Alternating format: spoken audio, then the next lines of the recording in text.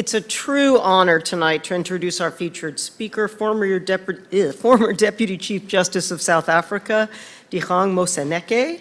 Born in 1947 in Pretoria, South Africa, Justice Moseneke was arrested at age 15 for opposing apartheid, the state system of institutionalized racial segregation, and sentenced to 10 years on Robben Island in Cape Town, South Africa. His fellow political prisoners include future South African presidents Nelson Mandela and Jacob Zuma.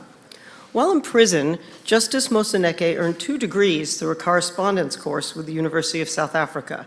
He went on to...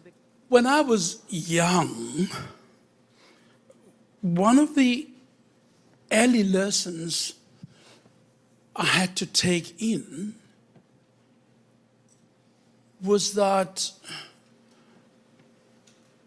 whilst born as a slave, I better not die as a slave. And the implications were plain. I had to be my own liberator.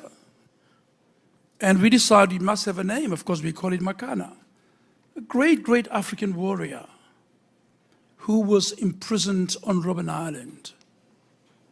And the story goes that he's probably the only prisoner who successfully escaped from Robben Island. What remained of him was a blob of blood next to Cape Town after he was shelled by his captors.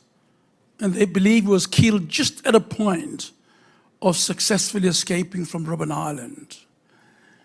And this remained a story of great inspiration. Somebody? Okay. Because Robben Island? What? Justice Moseneke, thank you for being here.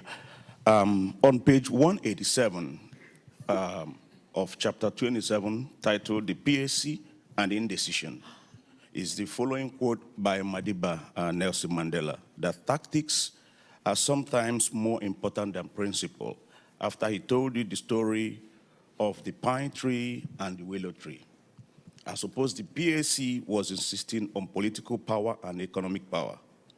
The ANC won political power, but not economic power. Today, the majority of South Africans are without economic power. Now, do you think an opportunity was lost during the negotiations by not including economic power and the transfer of lands? That's one. Number two. Not Chuku, I'm sorry. One question. Well, yes. I mean, that is a very fascinating account of the conversation I had with Mr. Mandela. And I had the privilege of talking to him a lot when he was no longer president. And I lived not too far from him, so he'd order me to come and have dinner with him. Or breakfast. I know you're a big, big judge now, but you must have breakfast before you go to court. So I'm going to have breakfast with him quickly and then rush off to court. It was really a debate about the place of principle and tactic. And what is a proper mix of the two? Of course, the Pan Africanist Congress was quite clear in its own mind about the nature of a struggle, about colonial repression, and about the fundamental need for African people to get off their butts and do something good for themselves. Not unlike my own mantra about being your own liberator. So that's something so important. And the centrality of the land question and dispossession. So there's a deep understanding that's said there. The ANC was quite ready to deal, to cut deals. So the debate between me and him was principled or expediency. And he was saying, well, if you guys want to be principled, the pine trees are felled down by the storm all the time, and nothing comes out of it. A willow tree tends to bend over in big storms and towards the water. And so it's a big debate in the country about whether that approach to the transition was helpful at all. So that debate is out there, and I've written it in the book to show to young people that there has always been this debate.